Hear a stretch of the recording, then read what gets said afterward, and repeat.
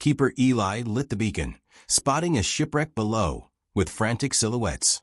They waved desperately, then marched up the icy cliffs toward him. Frozen faces pressed against the glass, mouthing his name eternally. The bus that night was half empty, which should have felt like luck. In a city where personal space is a luxury, an empty bus at midnight feels like winning a small lottery. I sat in my usual spot, last row, window seat, where I could lean my head against the cool glass and pretend for 20 minutes that the world outside wasn't real.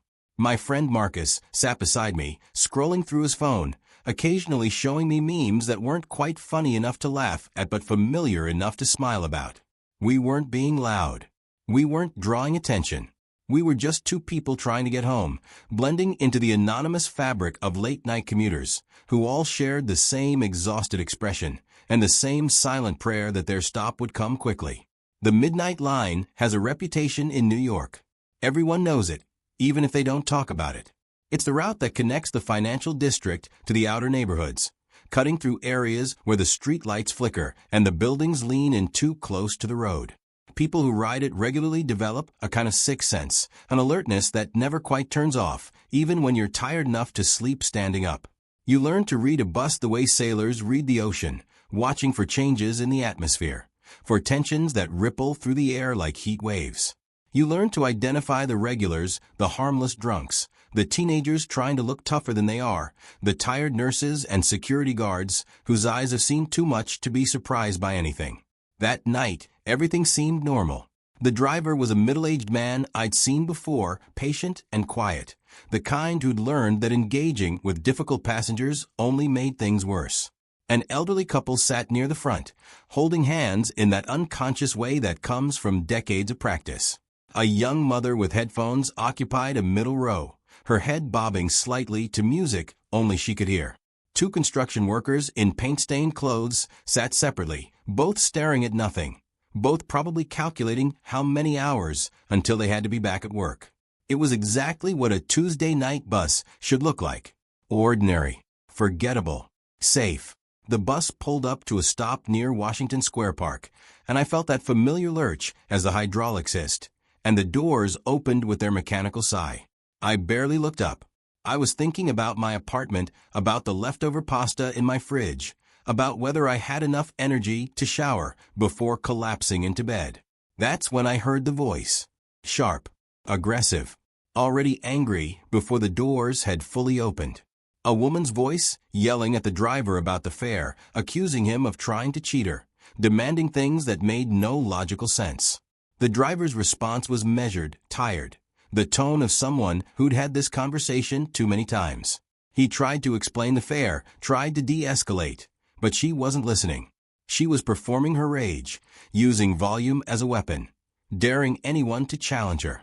I looked up then, finally paying attention, and that's when I saw her for the first time. She was older than me, maybe 50, maybe 60, it was hard to tell. Her face was weathered in a way that spoke of years spent outside. Years spent fighting battles, both real and imagined. She wore a long dark coat that looked expensive once, but was now stained and torn at the seams. Her hair was wild, uncombed, streaked with gray, and standing out at odd angles like she'd been pulling at it. But it was her eyes that made my stomach tighten. They were wide, unnaturally wide, and they moved constantly, scanning the bus with paranoid intensity, seeing threats in every shadow, reading malice in every glance. The driver, exhausted and clearly wanting to avoid a scene, waved her through without payment. She smiled then, a strange, victorious smile that didn't reach her eyes, and began walking down the aisle. Her movements were jerky, unpredictable, like her body was responding to commands from a delayed signal. She stopped next to a young woman, sitting alone, and demanded the seat. When the girl hesitated, confused, the woman shoved her hard enough that people gasped. The girl stood quickly, frightened, and moved to another seat without protest. The woman dropped into the vacated spot, breathing hard, muttering words I couldn't quite hear. Marcus leaned close and whispered, "This city, man. This city." I nodded, but didn't respond, because something in my chest had tightened. Some ancient survival instinct that our ancestors developed long before cities existed, and it was telling me that danger hadn't passed, that it had only just begun. Mini hook ending. That's when she stopped muttering. That's when she went completely silent. And that's when I felt her eyes land on me like a weight. There's a difference between being looked at and being seen. You feel it in your body before your mind can process it, a primitive response that lives in the same part of your brain that makes your hair stand up when you walk through a graveyard at night. When someone truly focuses on you, when their attention becomes absolute and fixed, your nervous system knows it before you do. Your heart rate increases. Your breathing changes. The back of your neck prickles with invisible electricity, and every muscle in your body tenses, preparing for flight or fight, even though you can't yet name the threat. I felt her staring at me for a full 10 seconds before I let myself turn around. I told myself I was being paranoid, that she was just another troubled person on a city bus, that her problems had nothing to do with me. I told myself that if I ignored her, she would lose interest and find someone else to fixate on. I told myself these lies while my body screamed the truth. Finally, I turned my head slowly, casually, as if I was just looking around the bus for no particular reason. And that's when our eyes met. She was half standing in her seat, twisted around completely, staring at me with an intensity that made my blood run cold. Her mouth was slightly open, her breathing audible even over the engine noise, coming in short, rapid bursts like she just finished running. Her eyes were locked onto my face with the kind of focus that people reserve for mortal enemies, for threats that must be studied and understood before they can be destroyed. She wasn't just looking at me. She was memorizing me, recording every detail, planning something. Marcus noticed too. He leaned toward me and whispered my name, asking if I was okay, but I couldn't answer.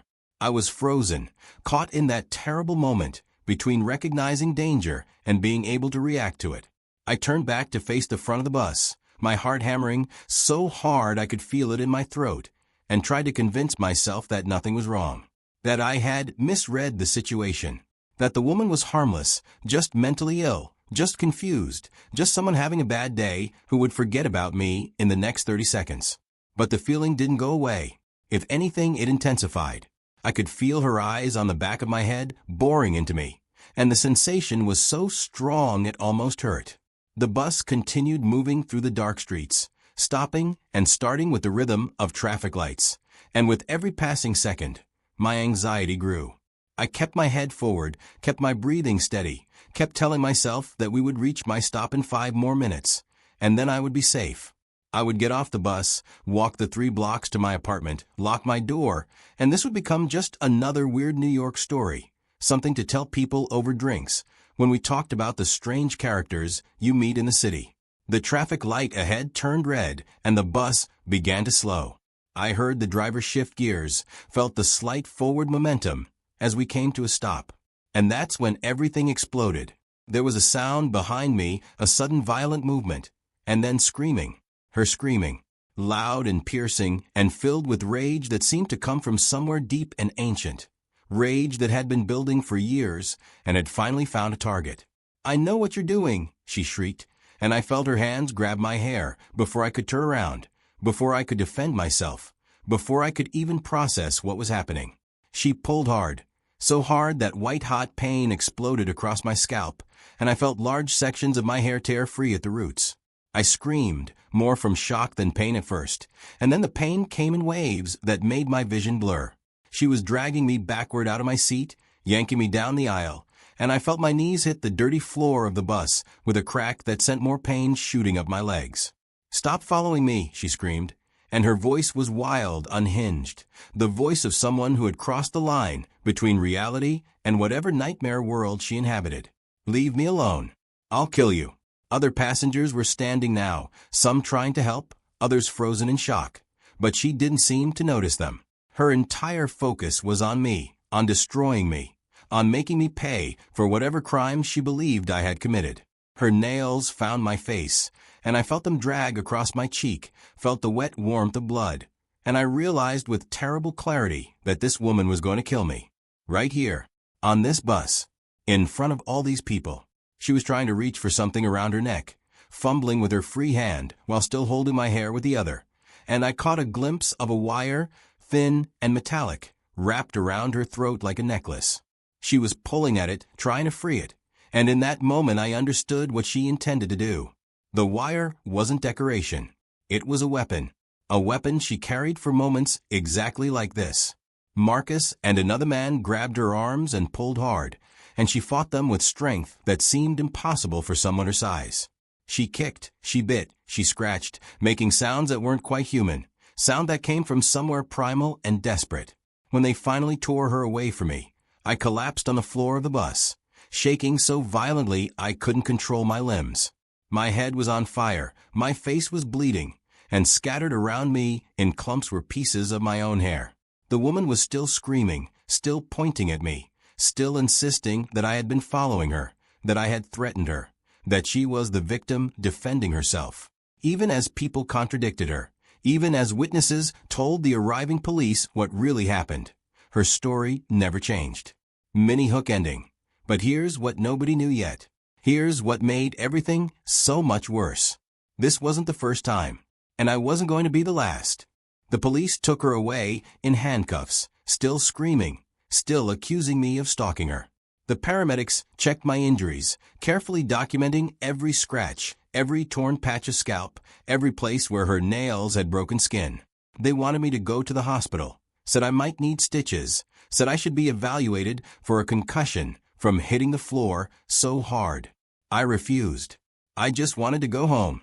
I wanted to wash her touch off my skin, wanted to lock my door and pretend that none of this had happened. Marcus walked me home that night, neither of us speaking much, both of us still processing what we'd witnessed. When I finally made it to my apartment, I stood in the shower for almost an hour, watching the water turn pink from my blood, watching pieces of my hair circle the drain. I looked at myself in the mirror afterward and barely recognized the person staring back. My face was swollen, scratched, my scalp visible in places where chunks of hair were gone. But worse than the physical damage was the look in my own eyes. The fear that had taken root there. The knowledge that I would never feel completely safe again. The next few days passed in a haze of police reports and victim advocacy services, and well-meaning friends who didn't know what to say. I gave my statement 3 times, each retelling making the memory more vivid instead of less. I learned that the woman had been arrested before, multiple times, always for violent outbursts, always released within 48 hours. Mental health crisis, they said. Not competent to stand trial. Needs treatment, not punishment. I understood the logic. I even agreed with it in principle. But nobody seemed to have an answer for what happened when treatment didn't work, when the cycle just repeated endlessly, when people like me kept getting hurt. Neighbors started approaching me on the street. People I'd never met who recognized me from news coverage of the incident. They told me stories about her, each one worse than the last. She'd attacked a man at a grocery store, accusing him of poisoning her food. She'd thrown a brick through someone's car window because she thought they were recording her with hidden cameras. She'd threatened a teenager with a broken bottle because the girl's jacket was the same color as someone from her past. Everyone knew about her. Everyone had warned everyone else. And yet nothing changed. She was sick, they said. It wasn't her fault. She needed help. I wanted to feel compassion. I wanted to be the kind of person who could separate the illness from the actions, who could advocate for better mental health services while also acknowledging my own trauma. But every time I closed my eyes, I saw her face. Every time I heard a sudden noise, my body reacted as if she was coming for me again. I couldn't sleep without nightmares. I couldn't ride the bus without panic attacks. I couldn't walk down the street without checking behind me every few seconds, convinced that she was following me, that she had escaped again, that this time she would finish what she started. 3 weeks after the attack, I saw the police lights from my window. Even before I knew what they meant, my chest tightened and my hands started shaking. I ran outside and found chaos. My windows had been smashed. Glass covered the ground like snow. And my dog, my beautiful gentle dog, who had never hurt anyone, was gone. Neighbors were gathering, pointing toward a figure at the end of the street, and my stomach dropped because I already knew who it would be.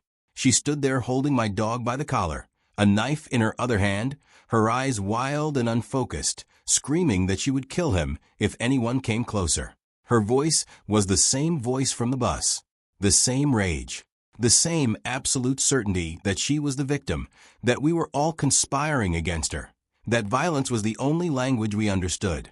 "You don't come near me," she shrieked. "I'll kill it. I swear to God I will." Marcus was there. He moved slowly, circling behind her while she focused on me, while she poured all her hatred in my direction. When he grabbed her arms from behind, she exploded into violence, swinging the knife wildly, cutting through the air inches from his face. They fell to the ground together, and she fought like an animal, biting and kicking and making sounds that didn't seem human. Other neighbors rushed to help, restraining her until the police arrived, and this time they didn't ask questions before handcuffing her. Mini hook ending. They took her to the hospital. They kept her for 72 hours, and then they released her. Again. But something was different this time. Something I had seen in her eyes when she looked at me. Something that told me she wasn't done. That she would never be done. There's a special kind of terror that comes from knowing that someone who wants to hurt you is walking free, protected by a system that values their rights more than your safety. I'm not saying the system is wrong. I understand why we can't just lock people up forever without trial. I understand why mental illness requires treatment instead of punishment. But understanding the logic doesn't make you feel less hunted. It doesn't make you sleep better at night. It doesn't stop the panic attacks when you hear footsteps behind you on an empty street. I started researching her after the second attack. I found her name in public records, traced her history through arrest reports and mental health proceedings. The pattern was clear and horrifying in its consistency. She believed people were following her, watching her, plotting against her. She attacked strangers based on these delusions, sometimes with her hands, sometimes with objects she carried for that purpose. The wire around her neck, a broken bottle in her coat pocket, a small blade hidden in her sleeve. She was always armed, always dangerous, and always convinced that she was the one under attack. The mental health system had failed her repeatedly. She'd been in and out of hospitals, in and out of treatment programs, medicated and unmedicated and medicated again with different combinations that never quite worked.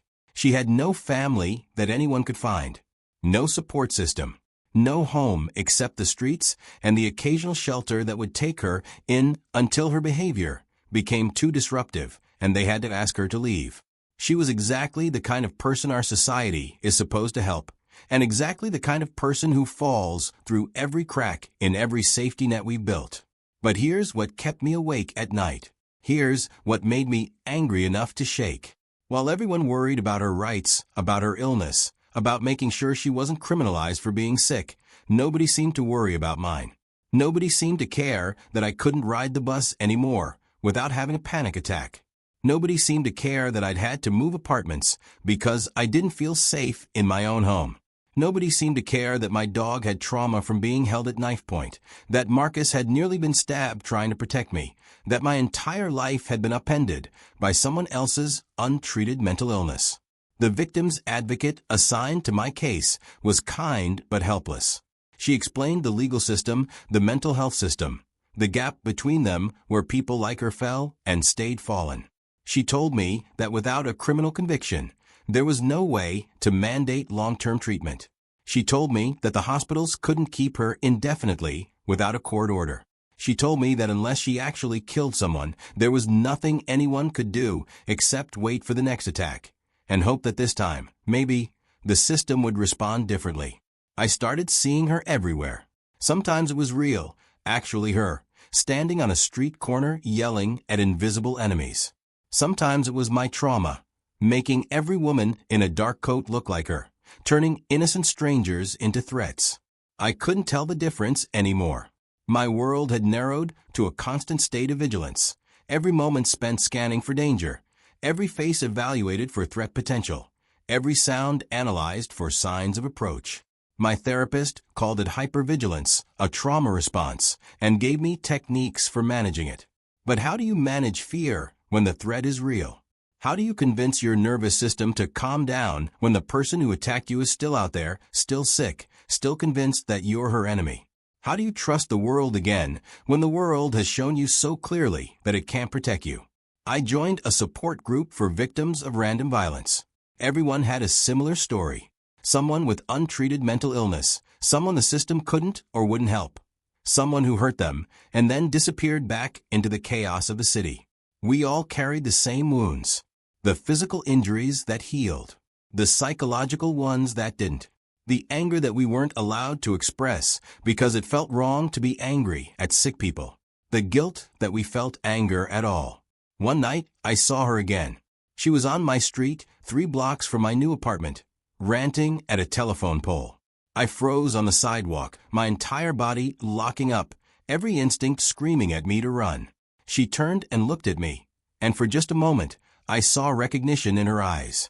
Not recognition of who I actually was, but recognition of me as the enemy she'd constructed in her mind, the person who followed her, who threatened her, who deserved whatever violence she could deliver. I ran. I'm not ashamed to say it. I ran like my life depended on it, because maybe it did. I ran until my lungs burned and my legs gave out, and I locked myself in my apartment and didn't leave for 2 days. When I finally told the police, they said there was nothing they could do. She hadn't threatened me. She hadn't approached me.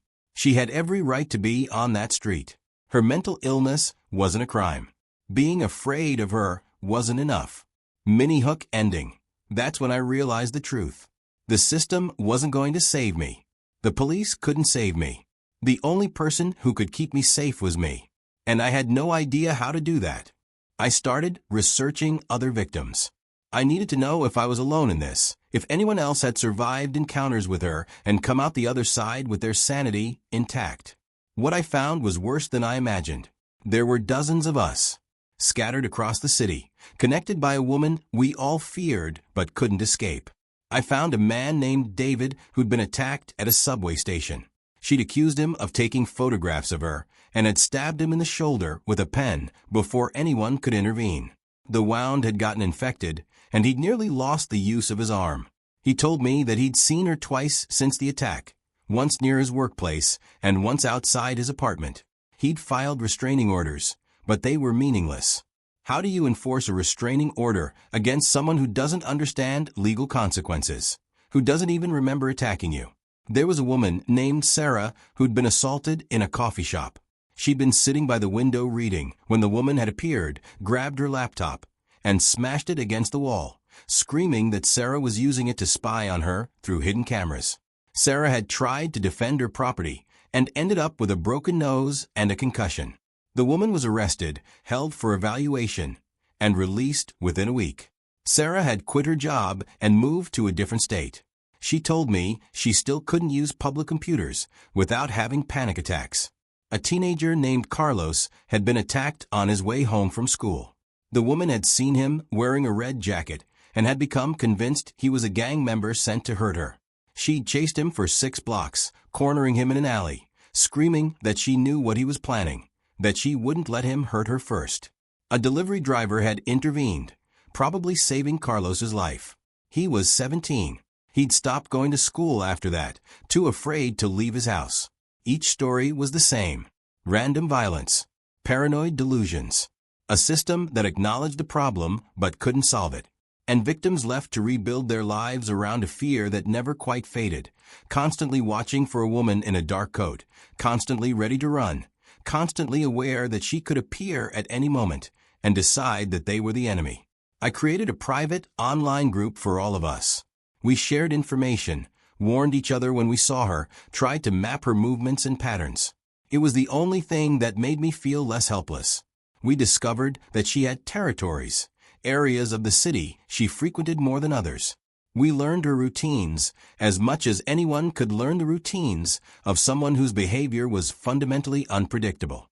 We developed warning systems, reaching out whenever one of us spotted her, giving others time to avoid those areas. But knowing where she was didn't make me feel safer. If anything, it made things worse. Because now I couldn't pretend she was just a random occurrence, a lightning strike of bad luck that wouldn't happen twice. Now I knew she was a constant presence, moving through the city like a shark through water, and any of us could be her next target at any moment. One of the group members, a woman named Jennifer, started investigating deeper. She was a journalist before the attack, and even trauma couldn't stop her instinct to dig for truth. She found medical records, court documents, case files that painted a portrait of a woman who'd been failed at every possible juncture.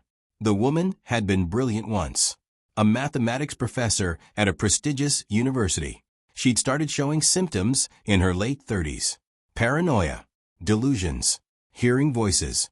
She'd lost her job, lost her apartment, lost contact with every person who cared about her. The descent had taken years, but the end result was the same. A woman alone with her demons. No medication could quite silence the voices telling her that everyone was an enemy.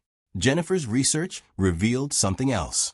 The woman had attacked 43 people in the last 8 years.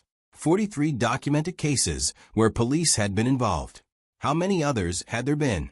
How many people had she hurt who never reported it, who were too scared or too traumatized to engage with a system that would just release her again? How many of us were walking around this city, carrying scars from her nails, jumping at shadows, unable to trust that we were safe? And then Jennifer found something that changed everything. Medical records from the woman's last psychiatric evaluation. Notes from a doctor who'd examined her and made a recommendation. The woman was dangerous. She needed long-term care in a secure facility. She was not competent to live independently. She was a threat to herself and others. But there were no beds available. No secure facilities with space. No funding for the kind of intensive treatment she required. So they'd released her with a prescription for medication she would never take and a follow-up appointment she would never keep. I read those notes and felt something inside me break. Because it meant that everyone knew. The doctors knew. The police knew. The courts knew. And they'd all decided that the risk to public safety was less important than the lack of resources to address it properly. They'd done the math and concluded that it was cheaper, easier, more politically palatable to just let her stay on the streets and wait for the inevitable violence than to actually solve the problem. Mini-hook ending. That's when I decided I couldn't wait anymore. That's when I realized that if the system wouldn't protect us, we'd have to protect ourselves. And that's when everything got so much worse. It happened on a Thursday, 3 months after the bus incident, 2 months after the attack on my dog, 1 month after I'd started sleeping with a baseball bat next to my bed. I was walking home from the grocery store carrying 2 bags, thinking about making pasta for dinner, trying to maintain some semblance of normal life. The sun was setting, and the street was busy with evening commuters, people everywhere, noise and movement, and the chaotic energy of a city that never sleeps. I should have felt safe. I didn't. I saw her across the street. She was standing under a bodega awning, having an animated conversation with someone who wasn't there, gesturing wildly, her mouth moving constantly. My blood turned to ice. My grocery bags suddenly felt impossibly heavy. I told myself to keep walking, to not make eye contact, to get to my building before she noticed me. But even as I thought it, I knew it was too late. Because she'd stopped talking. She'd gone silent. And she was looking at me. The recognition in her eyes was instant and absolute. I saw it happen, saw the exact moment when her scrambled brain identified me as the threat she'd been searching for. Her face transformed, confusion becoming rage. And she started moving toward me, pushing through the crowd, her eyes never leaving mine. I dropped my grocery bags and ran. The street was packed with people, which should have been good, should have meant safety in numbers, but instead it just meant obstacles.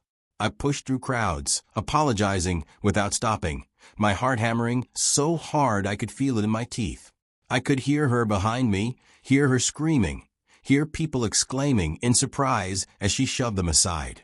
She was faster than she should have been, stronger, driven by whatever demons controlled her mind. I turned down an alley, hoping to lose her, hoping to find a back entrance to a building, somewhere with a door I could lock behind me. The alley was narrower than I remembered, darker, lined with dumpsters and fire escapes that created deep shadows where anything could hide. I ran deeper in, my shoes slapping against wet pavement, my breathing ragged and desperate. Behind me, her footsteps echoed, getting closer, and I realized with terrible clarity that I'd made a mistake. I'd trapped myself. I spun around and she was right there, closer than I'd thought possible. Her face twisted with rage and something else, something that might have been fear if I looked closely enough. She was scared of me, genuinely, completely convinced that I was hunting her, that I was the danger, that she needed to eliminate me before I could hurt her. In her reality, she was the victim defending herself, and nothing I could say would change that. "Please," I said, backing up until I hit the wall behind me, my hands raised. "I don't want to hurt you. I'm not following you. You don't know me." But she wasn't listening. She'd pulled the wire from her neck, wrapping the ends around her fists, pulling it tight until it sang with tension. She'd done this before, practiced it, prepared for this moment. I saw my death in her eyes, saw how this would end. My body found in an alley by someone taking out their trash, another victim of violence in a city that had seen too much to be surprised anymore. And then something changed in her expression, a flicker of doubt, a moment of clarity breaking through the fog of delusion. She looked at me, really looked at me, and for just a second I saw the person she used to be, the professor, the brilliant mind that had been consumed by illness. She lowered the wire slightly, her hands shaking, tears streaming down her face. "I'm so tired," she whispered. "I'm so tired of being afraid." And in that moment, I understood. She wasn't a monster. She was a person trapped inside her own worst nightmare, unable to tell what was real, unable to trust her own perception, fighting against enemies that existed only in her mind. She was sick. She was suffering. And she was dangerous, precisely because she couldn't see the difference between imagination and reality. But understanding didn't make me less afraid, because the compassion I felt for her illness didn't change the fact that she was holding a weapon, that she'd hurt me before, that the line between her moment of clarity and another explosion of violence was paper thin and could tear at any second. Marcus appeared at the mouth of the alley. I hadn't even realized I'd called him, but my phone was in my hand,